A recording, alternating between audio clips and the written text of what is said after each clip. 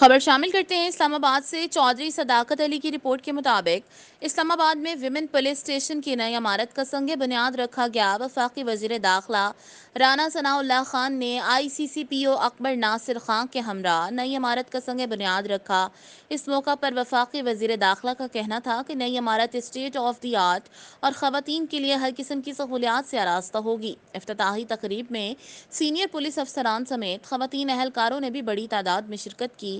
وفاقی وزیر داخلہ رانا ثناء اللہ نے اسلام آباد کیپٹل پولیس کے اہلکاروں کو مخاطب کرتے ہوئے کہا کہ آپ تمام افسران اور جوانوں نے آئی سی سی پی او کی قیادت میں بھرپور انداز میں کام کیا اور تمام تر بڑی مشکلات کا دلیری سے مقابلہ کیا۔ انہوں نے مزید کہا کہ گزشتہ برسوں میں بعض اوقات انتہائی گھمبیر صورتحال کا بھی سامنا کرنا پڑا، لیکن اسلام آباد پولیس نے ہمیشہ پروفیشنل فورس کے طور پر ہر صورتحال کا مقابلہ کیا اور اپنی محنت سے اسلام آباد کا امن و امان بحال رکھا۔